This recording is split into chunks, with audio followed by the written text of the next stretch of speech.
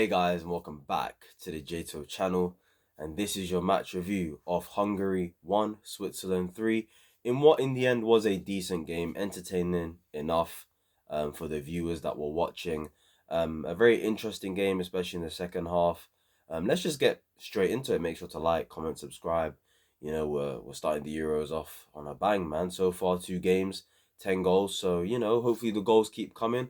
Croatia and Spain play next, so we'll do a review on that. And later on, Italy play Albania. We'll definitely do a review on that game as well. But today we focus on Hungary versus Switzerland, and I must say, yeah, interesting game. The first half, I mean, Switzerland were by far the better team. I mean, Hungary didn't even show up. They didn't really do anything. Tactically, it seemed to me that they didn't understand what the manager wanted from them. Whilst with Switzerland, they looked well drilled, they looked well coached. They were aggressive, they were dominating the ball. Granit Xhaka, big up to him throughout the whole game. I thought he was absolutely brilliant. He was their orchestra. A bit like how I was saying Tony Cruz yesterday was, Germany's guy in terms of being that link between defense and attack. Granit Xhaka was definitely that guy today. He was just linking absolutely everything, fizzing balls in between the lines, and just being that guy, having the most touches. Midfielders are really important, guys. And so far you're really seeing it in these first 2 games, and you're gonna see it in the Croatia Spain game as well. When I look at the midfielders that are gonna play in that game, they're gonna be key as to whether Croatia or Spain win today. But for today, Switzerland were good. Um, you know, the first goal was really good from them. They were just being patient with the ball. They were just waiting and waiting and waiting. Hungary just sat off them, not knowing really what to do. They didn't know whether to press, whether to sit back. They're giving them too much time and space on the ball. Akanji gets on the ball. He gives it to their left wing back. I'm pretty sure the name is Abisha. I think it's Abisha. I'm pretty sure. I'm not sure if I'm pronouncing it right. I do apologize if I am pronouncing it wrong. I think it's Abisha. I might be wrong, but it is what it is. He was the left wing back today, and the 2 goals that came from Switzerland in the first half mainly came from him, really being that left wing back, dry tucking in to midfield, being that sort of number 10. So Akanji feeds him the ball. He doesn't have much time on the ball because the Hungarian players now get onto him, but he turns, he sees Diaz run, and Dia scores. Good ball in behind. Dia makes the run, and Dia puts it in the back of the net. It was a good finish.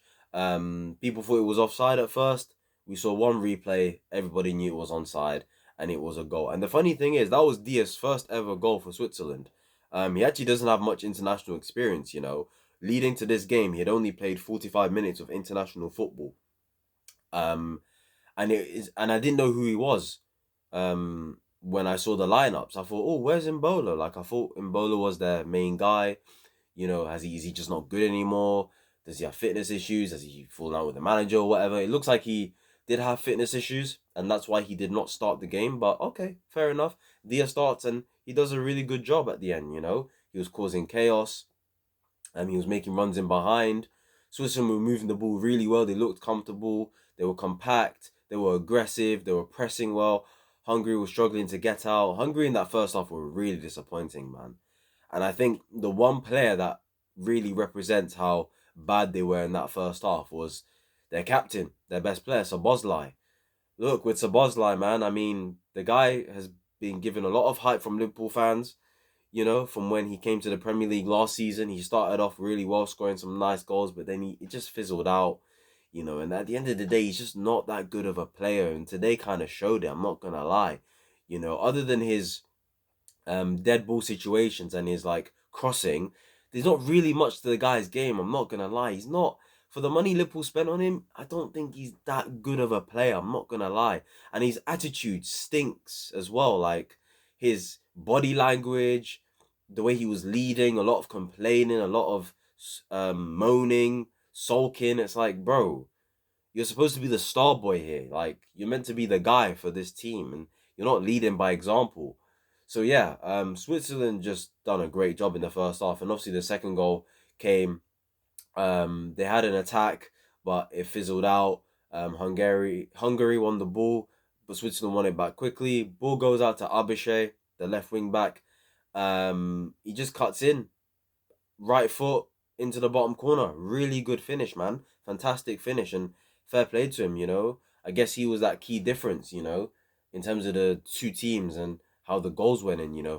For him to be a left wing back, tucking in to like a number 10 position and making an impact was really interesting. And he impressed me tonight, Abishe. Really, really good performance, I must say.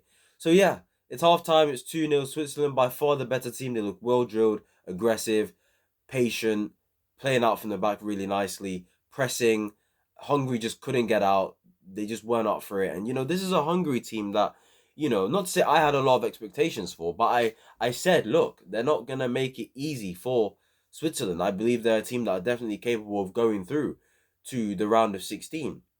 And I still think they can. And in the second half, for the majority of it, they showed why, people were giving them a bit of hype before the tournament. Going into this tournament, they qualified for the Euros pretty easily. I'm pretty sure they had only lost 2 out of their last 18 before this game as well. So they'd been coming into this Euros in really good form. So the way they performed in that first half just surprised a lot of people. And it disappointed a lot of people because it's like, yo, like, what's this performance we're seeing from them? It's not good enough.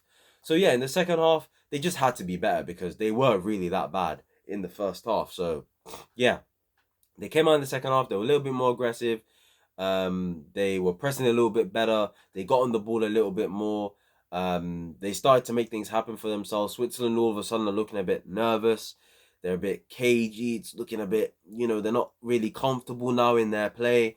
And before they actually scored, Hungary, they had a really, really good chance, man. Shalai, I'm pretty sure that's his name, Shalai of Hungary. He was the guy in the second half really making things happen. Not really Szoboszlai. The only good thing about Szoboszlai today was the assist and his crossing, his dead ball situations, his set pieces. One thing I will say about Szoboszlai, even though he's not a good player, his dead ball situations, his crossing, it's pretty good. He gets it on the money. I can't lie. And it showed in the goal that I will talk about in a minute. But beforehand, like, he's just not really making things happen for them in general in terms of just general play, technical ability. It was really Shalai making things happen, and Kirkis, the Bournemouth player who was left wing back. Those are the two players really trying to do something for Hungary. They're the ones trying to really get Hungary back into this game. And Shalai put a really good cross in for Varga. And Varga has to score. He has to score. He has to score. So yeah. He didn't, but then he got a chance a couple minutes later. So Boslai gets the ball. Actually, Hungary actually play it out really well. They play out from the back, long ball out, a little flick on, and then the Hungarian player just drives the ball forward into space. They've broken the Swiss's press, and yeah, the ball goes out to Szoboszlai. Szoboszlai cuts in, puts a really good cross in, really good cross, great weight on it, and then Varga just redirects the ball and he puts it in the back of the net. So yeah, all of a sudden Hungary are back in it. They're now like, there's motivation. The crowd's up for it. They're gearing up. They're thinking, yo, we can get back into this game. And really, they could have got back into this game. Look, for as bad as they were always in the game. For as good Switzerland were, and for as bad Hungary were in the first half, Hungary were still in the game. They were still causing issues. But of course, Embolo comes on. He clearly has a strap on, I'm pretty sure, on his leg. So clearly he wasn't 100% fit. And at the end of the day, the guy seals the game. I mean, it makes sense, that Switzerland were going to get the third because, to be fair, Hungary are going for it. They're leaving players forward. And it led Switzerland to have some really decent situations in the game, like some really decent counterattacks. But their decision making just wasn't good enough. Their winger, I think it's Ndoye. Ndoye was really impressive today.